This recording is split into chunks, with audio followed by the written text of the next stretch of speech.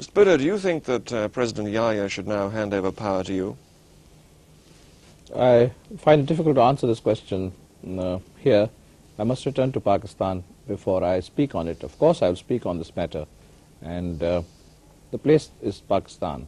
But do you think the time has now come for you to lead the country? Well, I've been elected by the people. Let's find someone else from Mars, and that's a different matter. But as far as the people of Pakistan are concerned, they have elected me as their chosen and undisputed leader a year ago. But outside Pakistan, you have said that this government has made some mistakes. Certainly. What sort of mistakes? Well, coming to the present, the delay, inordinate, inexplicable delay in the transfer of power, that I think has been a fatal blunder. Power should have been transferred much earlier. To whom?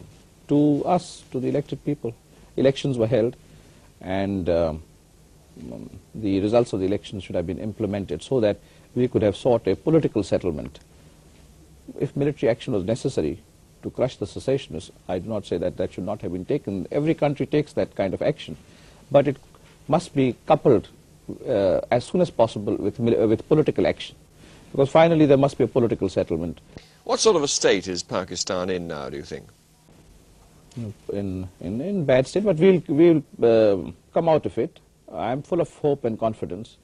We have already won a political victory in the General Assembly by having the whole world supporting our position, and we will salvage the wreckage. I'm quite confident of it. How would you resolve Pakistan's new position after the war now?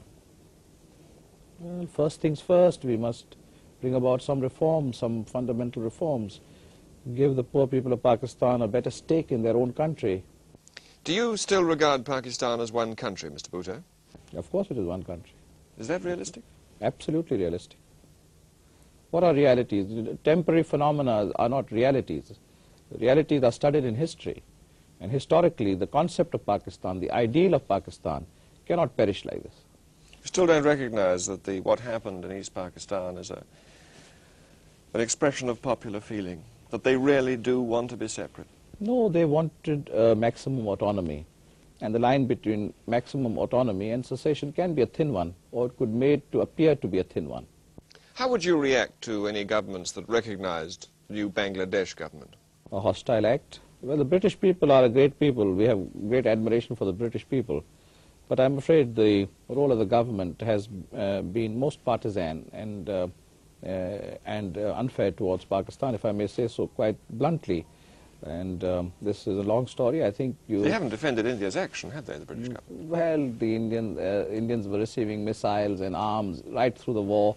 British factories were working night and day to provide little India pitted against a big Pakistan with arms. And weren't they just fulfilling existing contracts?